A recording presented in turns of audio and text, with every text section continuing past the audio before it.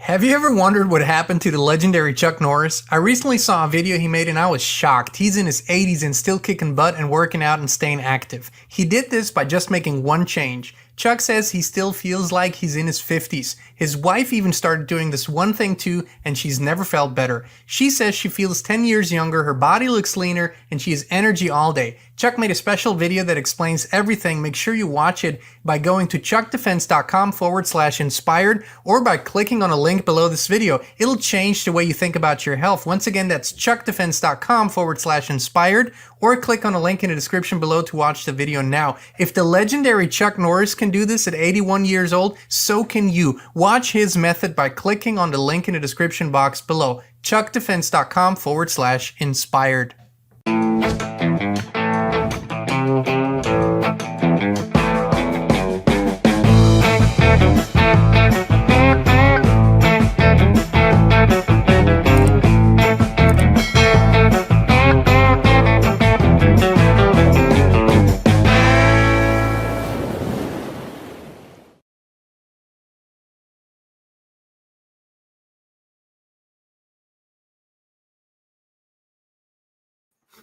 Hey, Inspired Drive, my fellow freedom lovers. It's John Nolan here. Thank you so much for tuning in.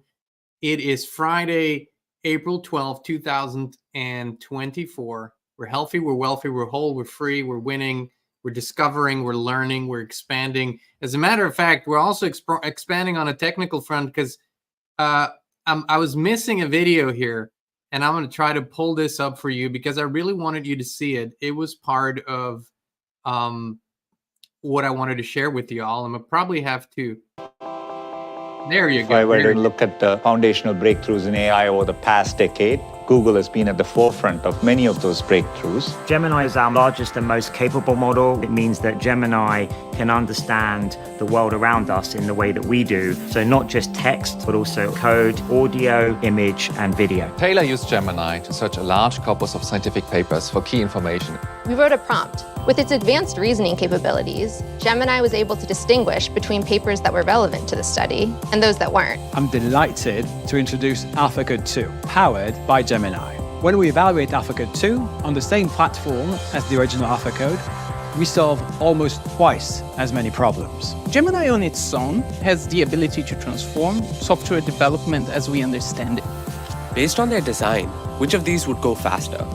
The car on the right would be faster. It is more aerodynamic. But safety and responsibility has to be built in from the beginning. And that has oriented us to be both bold and responsible together. Developers and enterprise customers are going to figure out really creative ways to further refine our foundational models. Gemini will be available in 3 sizes. Gemini Ultra, our most capable and largest model for highly complex tasks. Gemini Pro, our best performing model for a broad range of tasks. And Gemini Nano, our most efficient model for on-device tasks. It's been a monumental engineering task, which has been, very challenging, but also very exciting.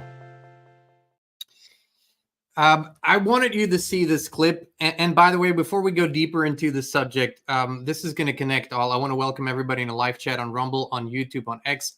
Please hit the like button. Please share this with your friends. As we go deep into these subjects, we are most definitely not on the algorithm's favorite side. So most notifications don't come through. People get unsubscribed. We're trying our best to do something about it, but it's really up to these folks that we just saw at Google who own YouTube, whether you can see this information or not. The reason why I wanted you to see this clip is because it quickly shows what capabilities AI currently has, at least those that are known to the public. And every single day, probably it's the same for you, but we get absolutely bombarded with ads and software and whatnot that shows us the incredible things that AI does today. And most of you know the term deepfake or voice cloning by now, but AI, for example, as a data gathering tool, can basically, if it's directed to do that, scan the whole internet, including the dark web, within a very short amount of time. And you can pretty much get an idea of what is happening on the internet if you give AI certain keywords, phrases, and patterns and say, listen, I want every single website that uses these keywords, that uses these phrases and these patterns to be indexed and give me as much information about the website owners as possible. AI can do that, right? So that's one of the capabilities. We know that now it can create videos that look 100% real from just a text prompt. There are a million other things that it can do. So we are reporting on that because we think it's highly important. But I've been asking myself, and you have been reaching out to us, and you've been leaving comments, and you've been sending emails and say, listen, don't you think we could use it for good? You know, because we already have it.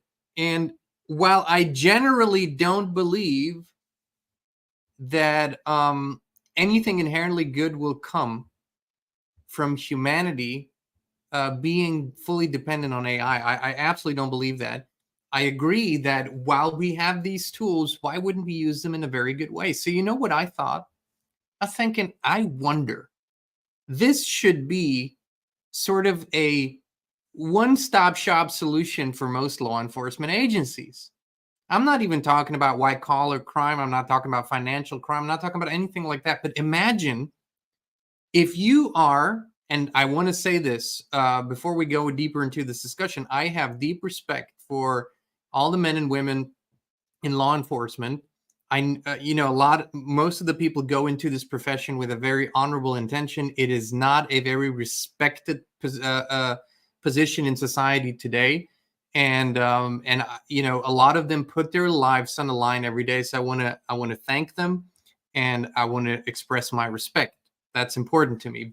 But now I'm going into the leading positions of these, you know, law enforcement agencies. And perhaps some of you, or perhaps you'll watch, some of you watching this are sitting there. Now I'm asking you, just like any other human in this world, are experiencing this revolution. At what point did your mind maybe go to, man, we could eradicate certain things on the internet that are most horrific, like, for example, the exploitation of children, the abuse, and all that comes with it online, right? I'll give you two quick numbers. We'll get into the stats a little later. I'll give you two quick numbers. According to official stats, the increase in online child abuse and exploitation cases, which is, you know, the websites that feature that show the images, show the videos, the trafficking and everything else, has increased by 360% in the last decade, and that's only the official stat. In the last year, 36 million cases of suspected child online exploitation were reported to the DHS. So that's just one agency, that's just one stat, okay? 36 million, it's staggering, right? And I've been asking myself, are there any tools out there that are currently being used? Because here's me thinking. I'm thinking out loud. I'm thinking, okay, so I've interacted with ChatGPT. I've interacted with Grok, which is X's AI. And while there's a lot of flaws in those systems, and we've all discovered them, they do show an incredible potential to gather vast amount of data in a very short time and compress them down to the most important pieces. Whether it's accurate or not also depends on the data, right? But I'm just saying they have those capabilities. So I was thinking very sort of naively, I was thinking, well, wouldn't this be a perfect tool for law enforcement to put in any kind of keywords and phrases and symbols that they know are being used with connection to child abuse and sexual exploitation and trafficking on the internet and the dark web, and program the AI accordingly to do that, to scan it, right? Now, in my naive perspective, this should be a tool that would allow them to eradicate it or minimize it to a small percentage of what it's now. So I looked at the tools, and let's look at a few tools here together. And I'm going to give you, we're going to start with the stats. Okay, I'm going to read this to you. This is important for everyone because I want to address these agencies worldwide and ask them, Why is this not happening? The available information indicates that online human trafficking and child abuse are on the rise. For instance, the National Center for Missing and Exploited Children reported a significant increase in reports of online enticement, which includes sextortion, with a 323% increase between 2021 and 2023. So we are saying, what we're seeing here already is we have more technology, way more technology available, but the numbers are not decreasing. The numbers are increasing. Okay, this to me was surprising. Not really, but you know what I mean. Additionally, the U.S. Department of Homeland Security reported over 36 million suspected online child exploitation and abuse cases in the last year, making a 360% increase in the last decade. This suggests an extremely concerning trend of growth in online child exploitation and abuse. And again, I'm asking you, we have all these powerful AIs. We have all the software that knows if you want to post something on Facebook or Instagram that is against their rules or they deem misinformation. I mean, they can't move fast enough, their algorithms, to take your post down or put a warning on it or whatever. So the tools are there. We know this. So what tools do they have? And I looked into a few of them because I think it is only fair to see what they're already using. There's a thing called Darkbird. Darkbird is a special computer program created by a team of South Korean researchers. It is designed to analyze the hidden parts of the internet called the dark web, and to help in cybersecurity efforts, this tool uses artificial intelligence to understand the unique language and structure of the dark web, making it useful for identifying and flagging threats like data leaks and ransomware. So basically, Darkbird was described by experts as a dark web chat GPT. It scans the dark web, this underground internet where a lot of illegal activities happen, where a lot of the exploitation happens, where a lot of things happen that are not as visible on the regular internet, and for which you usually need a special browser like a Tor browser, Onion browsers that allow you to access the dark web. So there is this tool, and in certain instances, I've researched this, law enforcement requests the use of Darkbird. So it's in some instances they're using it. Okay, let's move forward here. What else do we have? Again, Darkbird is not available for everyone, and you can request it. Then we have something called Spotlight. Developed by Thorn, Spotlight is a leading victim identification tool used by over 10,000 investigators. It has helped to solve 62,000 human trafficking cases and identify over 16,000 victims. So there are some tools out there, and I just wanted to say, let's move forward. Here's an interesting one. ALO sounds really good. A chatbot that has been used to combat child sexual abuse online. ALO has partnered with the Internet Watch Foundation and has directed individuals searching for abuse material to help, including therapists, resulting in a decrease in searches and thousands of requests for help. Okay, so ALO is another AI that does that. But I was wondering, who owns ALO? What is ALO? Well, let's pull this up here. Hold on. Let me show you this. These are some of ALO's brands. Pornhub, YouPorn, RedTube, Tube, whatever.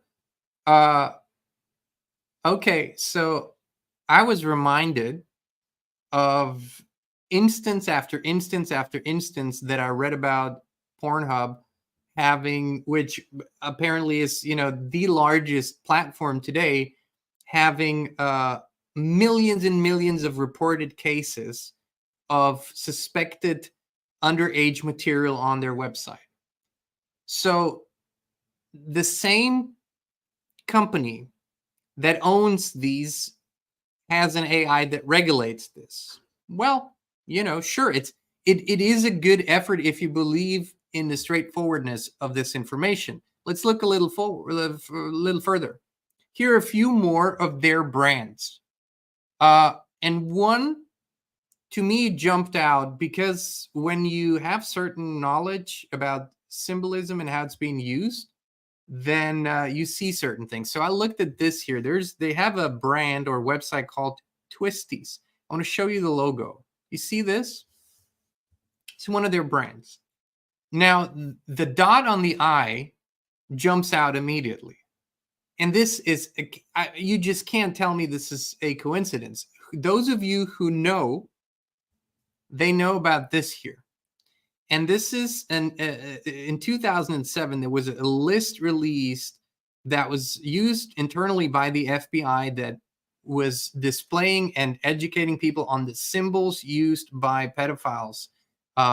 Here we can have it a little bit enhanced. You see those logos that you see the, these symbols that are being used often. Now, this in any way, shape, or form remind you of this? Look at the dot on the I and look at these symbols. Now, out of all the designs you could have used for an adult entertainment website, you use this. Sure, coincidence, right? So I'm not accusing them of anything. I'm simply showing what is there.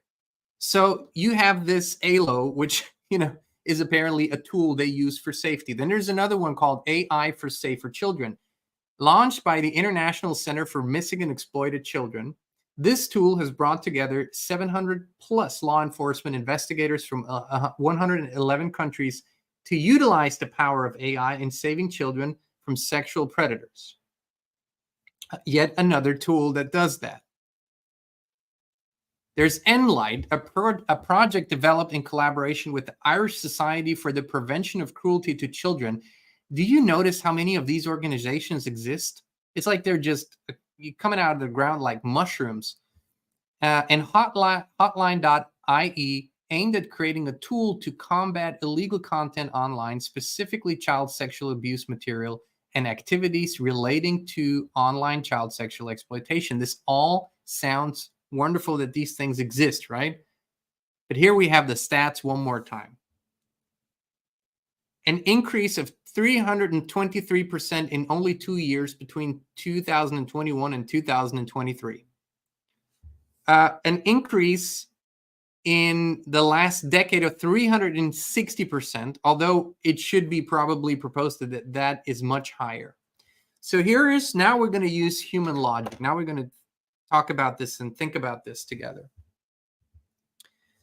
We have more technology than ever available to pretty much find anything, anywhere online, even offline, but let's stick to the internet. I know that every word I say, I know that everything I write, I know that everything I put there, and we are a public forum. We have a public channel. We show our faces, our names, and everything. But I know that besides that, I know that everything is recorded and analyzed somewhere and saved for whatever future purposes we don't know.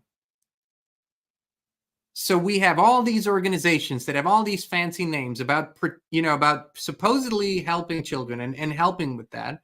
And I'm sure there's not a lot of money that's going to these organizations and people are not making money off it. I'm sure that's not happening. We have all these AI tools, and yet the number goes up every year. And yet there are huge increases. The human and child trafficking industry is, experts say it is the global #1 illegal industry, surpassing arms and drugs. So what would logic suggest? Dear law enforcement agencies, dear law enforcement agents, are your hands tied? Have you tried, but you can't? Is there some sort of block in the system? Are people or organizations preventing you from exploring this deeper? Shouldn't we, when we have a tool like AI that's being praised by so many, shouldn't we say, holy moly, before we go and create deep fakes, before we go and try to write books in 10 minutes that are written by AI and then pretend we wrote them, before we go and do all these things with AI, shouldn't we look to protect the most vulnerable and innocent and see what we can do to eradicate the most horrific crimes? And if we can use this tool to do it, shouldn't we explore that option and really go deep on that? Now, from everything that I have learned about the capabilities of AI today, from all my research, I'm willing to bet that if there was a wholesome approach to this subject, that you could eradicate online child exploitation, period. Some things would slip through the cracks, but as an organized thing, you could eradicate it. This is what my research into AI has shown me. The fact that it is not only not being done, but that this goes up every year points to something else. Now, you're going to have to use your own mind and your own thoughts and your own logic to come to a conclusion as to why this is not happening. I understand that for a lot of things, you know, we would absolutely take privacy over an invasive tool like that. But let's not kid ourselves. There is no privacy on the internet. We all know this by now. The way the internet is currently set up, there is no such thing anyways. So how do you feel about that? Would you use that? Would you, and should we continue? I'm just playing the mainstream think game here. Should we continue sending billions and billions and billions of dollars to Ukraine, to Israel, to everywhere in the world, foreign aid, all that stuff? Or should we take a couple billion? I don't even think that it takes that, but let's just say a couple billion and have a 5-year plan. By the end of this decade, online child sex exploitation will be a thing of the past. We could do it. I think all the tools are there. So again, I'm asking all the governments, all of the law enforcement agencies. I know there's a lot of good people in there. I'm not talking about the system as the system is a system, but I'm talking about the human beings, the men and women in there. Wouldn't that be a project of a lifetime? Imagine if 30 years plus, 35 years after the advent of the internet, we could say, or by the end of this decade, we could say, this is not a substantial problem anymore. This is now a one-off every now and then, and we have the tools to catch it. We have the tools to eradicate it. It wouldn't eradicate the underlying problem. It wouldn't eradicate the demand. I know that. But boy, we would, I mean, imagine this, 36 million reported cases every year. Can you imagine how many children? Can you imagine what kind of industry that is? This is about, you know, talking about these things and going into the depths of this is about as unpopular as you could imagine. Given the facts that I have just given you, like the scope of this operation, if any of the media organizations or political parties were truly interested in the well-being of the people, wouldn't this be a subject that's everywhere? Wouldn't we hear about it all the time? Remember the war on terror? We were bombarded with it. No matter where you went, you couldn't switch the channel. You couldn't watch a show. You couldn't watch a movie where this wasn't bombarded into our minds. The war on terror. Before that, the war on drugs. Remember the war on drugs? Everywhere. Just say no. Everywhere, the war on drugs. The war on AIDS. And what have we learned from these wars? That for the most part, it has increased the bureaucratic state. It has increased surveillance. It has increased control, and not at all decreased the supposed problem or the problem that was supposedly being fought. So now that all these organizations are coming up that have these fancy names that claim to be protecting children and trying to help with this problem, has it helped? Numbers suggest that's not true. Our conversations with people involved in these fields that are actually helping victims one-on-one suggest that no, it's only increasing. So here's the thing. When when all these discussions are happening in a political field, when all these elections are happening from the lowest, from the local level to the federal level, from the sheriffs, from everybody, why don't we make this a big subject? Why don't we blow this up? Because again, I challenge anyone from Microsoft or Google or any of the companies that are developing these AIs, I challenge them to come out and say that their AIs couldn't do it. I suggest, my research tells me they could. I suggest that if I develop something as powerful as this, you know what I would do? The first thing I would do is go to, I don't know, the FBI, go to one of those agencies, have a meeting and say, listen, we have this powerful tool.